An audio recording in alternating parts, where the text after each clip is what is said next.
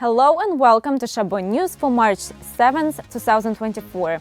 My name is Diana Osaulenko and today we will be covering a solution to avoid a partial government shutdown, a rise in graffiti and trash in Hayward, and a rivalry between the Girl Scouts and Crumble cookies. In entertainment news, Greg will tell you about the upcoming Superman movie, and finally, in sport news, Evan has the latest updates on an NFL player's arrest. All that and more coming up in today's edition of Chabot News.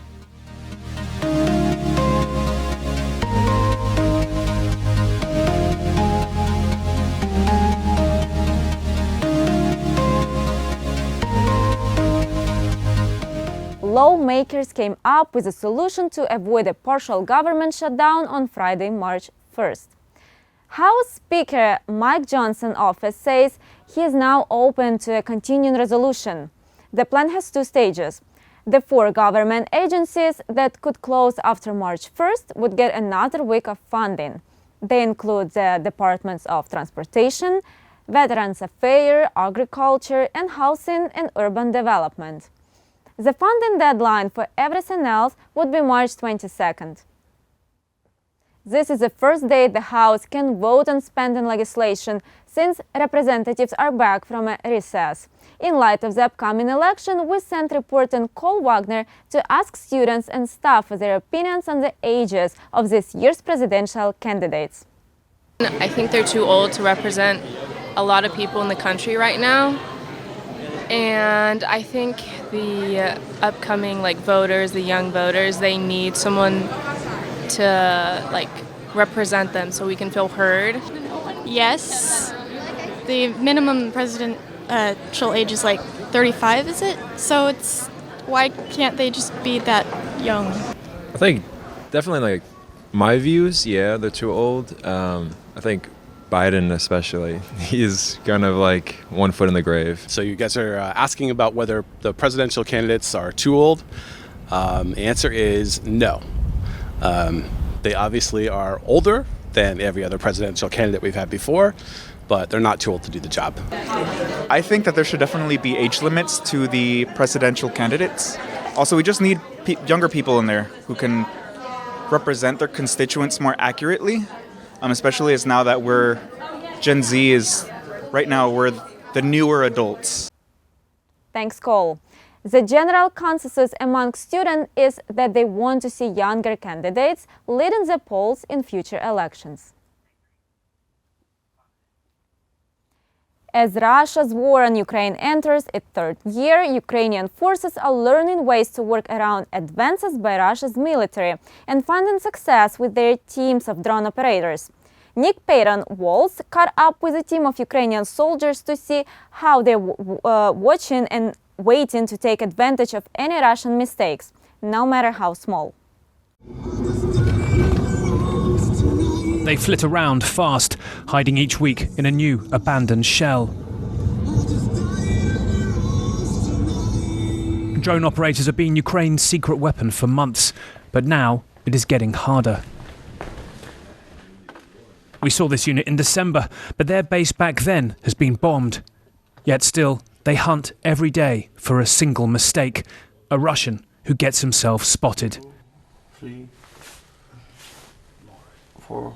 They say the Russians are better at hiding themselves, although sometimes, obviously not. Yeah, so they've just spotted a Russian soldier carrying groceries, and a dog came out to greet him, so I think it's quite possible that's where some Russians are hiding. So it begins.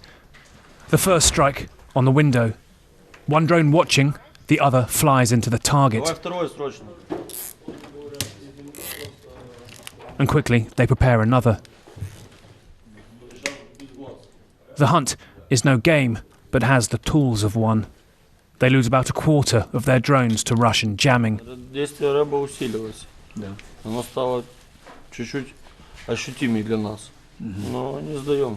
Не можем это избежать, поэтому приходится постоянно как змеям увиливать от этого всего, что придумывать, экспериментировать.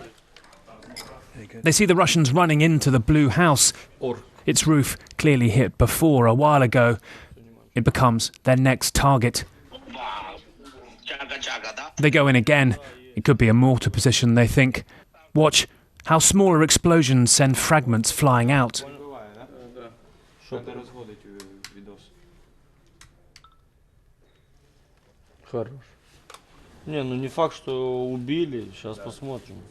The Russians often have to stay injured inside the damaged building to not draw in more drones. Они стараются еще ждать, то есть они ждут какой-то момент. Они сразу не убегают. They go in again. It could be a mortar position, they think. Then suddenly, the power goes out. The internet down and screens black, but remarkably, they barely miss a beat.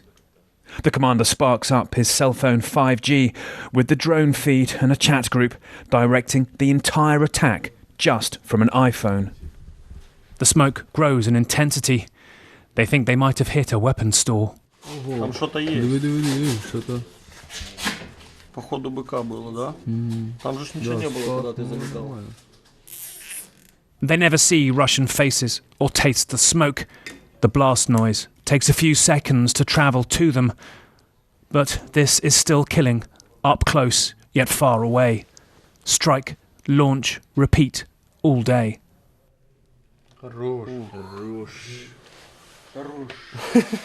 Sometimes it's cheers here, screams there. Other times, the other way around. Nick Payton-Walsh, CNN, Kherson, Ukraine. As of February 2024, Ukrainian Prime Minister Denis Shmyhal said that approximately 200 companies were producing drones in Ukraine by early 2024. Due to the high rise of homelessness growing daily in the city of Hayward, graffiti and trash has become a huge problem for the city due to illegal dumping. Parking lots, streets, businesses are becoming a huge eyesore, says a source from the city of Hayward. In Auckland, a business was being fined for a pickup load of trash dumped close nearby the building. Waste management was called and was informed they have free pickup days and even free dump fees on certain days. Even cameras that are virtually everywhere are relying information to the city they cannot keep up with the hundreds of calls and videos per day. As we can see, huge amounts of talent is being shown on the streets and not in classes. As of February 28, 2024, the East Bay will look like an abandoned shopping mall due to hospital shutting down. Sutter Hospital in Castro Valley will now become Alameda County Health. St. Rose will be closing its door along with 3 other hospitals. They have not released closing dates. Due to insurance costs and not enough money coming in unpaid bills have played a tremendous burden not only to the hospitals but the employees as well, while looking for other options for emergency needs or doctor visits will put a huge damper on the needy and elderly, which will cause huge pile-ups for the people waiting to be seen. We sent our reporter Jasmine Bester out right here on campus to ask people about their thoughts on employees getting laid off due to the insurance company's rising costs. Take a look. The people shouldn't get laid off. It's just that the insurance companies are just being too greedy. It's insane. I think we need to treat our healthcare system and our healthcare workers much better. And I think there needs to be something done about it immediately. I feel like we need the employees to be there because a lot of people need healthcare, and I think it's very important that we have people who can give the proper healthcare. Everyone should get a fair pay, but having the government regulate that and then having them regulate insurance is not a good thing. We need people to work. I feel like healthcare should be more affordable because I feel as more people should get treated for, common stuff that happens to like most people, like whether it be like a cold or like an injury that can happen.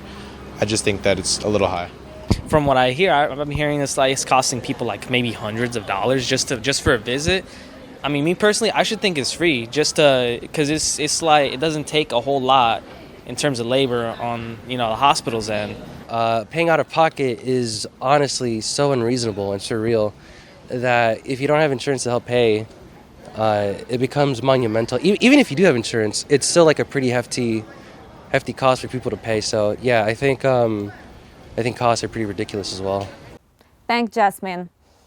Will inflating insurance costs continue to skyrocket, making doctors' visit in hospitals stays more expensive? If so, this unfortunately means that more people will make less doctor's visits. The hospitals have changed their policies to a first-come, first-served basis, no matter what the situation might be, leaving decisions to the triage, which seems to have little or not compassion due to the stress. We now turn to our entertainment reporter Greg Driscoll for the latest in the world of entertainment. James Gunn is set to release a revamped version of Superman. The DC character is going to be shown with a new suit, but with the same classic style Superman has to offer. The movie is called Superman Legacy. The movie is set to hit the box office on July 11th of 2025. The superhero's costume was inspired by the brilliant mind of Alex Ross. Ross also inspired Gunn to remake this film. We sent our reporter Hamza out onto campus to ask students their opinions on the upcoming film. My thoughts on the new Superman movie is I'm kind of skeptical about it, but I'm looking forward to it. I know that the comics are nice, but sometimes the films are either a hit or miss. Like the new Batman movie, it was so good. Like I thought it was gonna be bad, terrible, because the new movies that they're coming up with, like Black Adam, it was horrendous. But the Batman movie, like it was really good. So so I have really high hopes for the new Superman movie. I honestly don't watch superhero movies, but DC is trash. I like Marvel more. And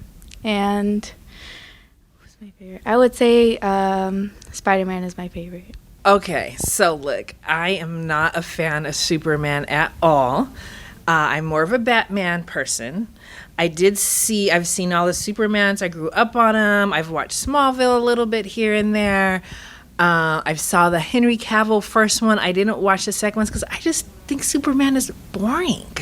I like more dark and brooding characters, and he's just such a goody-goody. I'm not really a fan of Zack Snyder. I don't know if he's the one directing it again. I think his movies are too long. He does bring the darkness that I like, but I'm just not a Superman fan, so I probably won't go see it. I'm sure my husband will go see it because he's into comic books and DC and Marvel. He's actually the one that got me into it, but I will probably not go see it. I don't know, is Henry Cavill even in it this time, or is it somebody else? Because did he leave? I know he left The Witcher, but I don't know if he's still doing Superman. I mean, I like him, but I don't know. I'm not a Superman fan, so I probably won't go see it. The movie is going to depict an alternate reality. Get ready for a fun-filled adventure. In a recent article of the USA Today, Emma Hemming Willis defended her husband Bruce and false claims of no joy in Bruce Willis's life because of the dementia he has, which is called frontotemporal dementia. Emma went on Instagram recently slamming the headline. Emma stated that the claim is far from the truth and the exact opposite. Emma wants the public to stop being scared of dementia and understand that Bruce and herself are very happy and want to start the next phase of their life, of their journey, with love and happiness. That's all for this week's entertainment news. I'm Greg Driscoll. Now back to you, Diana. Thanks, Greg. Hayward has been making a difference through food recovery organizations. These organizations collect food that would otherwise go to waste and distribute it to people in need. In the development of the city of Hayward's Food Action Plan, the city has partnered with Chabot College and Cal State University East Bay to host 18 Food Action Plan interns. The college interns gather data about current existing food distribution sites through the city of Hayward and surrounding areas. This data was completed to create an interactive map of food distribution sites that can be filtered by day of the week and types of service offered. This collective effort will help gaps in food distribution services, promote sustainability, and ensures better access to nutritious food for the community. Are you struggling to build a resume or nervous about an important interview? Well, you are in luck. Learn tips on resume building and interviewing skills. Employment readiness workshops are provided by the Student Equity Office, with great support along any help you may need. Workshops will happen every Tuesday beginning February 13 through March 12 from 1:30 p.m. in room 758. Now we turn to sports with our reporter Evan Neto. Former Seattle Seahawks cornerback Richard Sherman was arrested on suspicion of driving while intoxicated. Police with the Washington State Patrol say Sherman was taken into custody on February 24th. Officers say Sherman was stopped after going 79 miles an hour in a 60-mile-per-hour zone in Bellevue. Sherman reportedly told authorities he had 2 margaritas. He also agreed to a voluntary test. It's unclear if Sherman has an attorney, but a bail amount has not been set because the court has not addressed the conditions of release. Prosecutors say a hearing is set for Monday, February 24th. Liverpool has beaten Chelsea in the dramatic Carabao Cup final, leaving the fans wondering if a quadruple is possible before Jurgen Klopp leaves the club. Darren Lewis reports. 1 down, 3 to go. Phase 1 of Mission Impossible is complete. Liverpool are the League Cup champions for a 10th time. Their captain Virgil van Dijk has dragged the club's youngsters over the line. Chelsea have been left by the Reds feeling blue, and the quadruple for Jurgen Klopp, already a legend with the Liverpool fans, is on. Jurgen Klopp is God. He brought us back, not just the club, but also the city as well. So everyone's behind him. I mean, he personifies Liverpool, so he is Mr. Liverpool, I'd say. One thing about Jurgen, he'll never be forgotten, and he's delivered exactly what he said. You know, as the song says, we love Jurgen, and Jurgen loves us. A lot, a love. He means everything. He means love to me. They still do lead the Premier League table. They are into the knockout stages of the Europa League, and they have a very winnable FA Cup 5th round home tie against Southampton in midweek. And yes, they do have 11 senior players out injured, but the experience of winning for their academy graduates, James McConnell, Jayden Dans, Connor Bradley, Bobby Clark and Jurel Kwanzaa here at Wembley has left a real feeling that that four-timer can be done. As for Chelsea, their American owners, they've spent £1 billion on their squad, but they missed the chance to get a quick return on their investment. They are finding out to their cost that while money can buy you most things, can't buy that invincible team spirit at Anfield. Darren Lewis, CNN, London. Thanks, Darren. It's definitely a good time to be a Liverpool fan. I'm Evan Neto. Now back to you, Diana. Thanks, Evan. Have you recently taken a liking into books? Gen Zs are taking part in book clubs, but it's not your average book club. The days of meeting up in someone's living room, shaking on cheese and discussing the book are gone. Gen Zs gather at restaurants, dating events, breweries, and on group runs. They use the club as a way to socialize, which is why book club event listing grew 24% last year. That's according to ticketing platform Eventbrite. Even GZA favorite Dua Lipa has a book club, often recommended books to fans. A driving force behind the book club's popularity? Social media. It's been helping lead younger readers to new genres in person communities built around reading. Hashtag Bookstock was TikTok's most popular community, outpacing hashtag Carl and Movie Talk. On February 29th, we sent our reporter Alan Sampson out to the STEM Center to cover our Leap Day event. He asked Chabot students about what their thoughts were, and here's what they had to say. Welcome to the once every 4 years phenomenon that throws our calendar for a loop.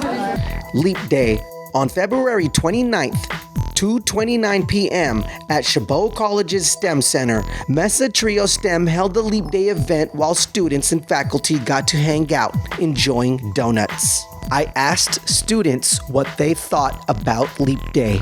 Really cool, because people who are born on Leap Day, they're basically like, they have a birthday every 4 years, so I think that's unique. It's a pretty cool day, happens once every 4 years, so, glad to have it. I just think it's another day sometimes. But it's extra hours in the year that I really need. It's a unique thing that doesn't happen every day, and it's great to understand that and to see the science behind it and why that's important. It all has to do with orbit. So we thought that would be a fun little physics day to kind of talk about the orbit and just have a celebration around something that happens in our world. Leap Day, also known as Intercalary Day, is added to the calendar to align Earth's orbit around the sun, preventing the calendar from drifting out of sync with the seasons every 4 years. I am Alan Sampson, reporting here at Chabot College in Hayward for Chabot TV. Thanks, Alan.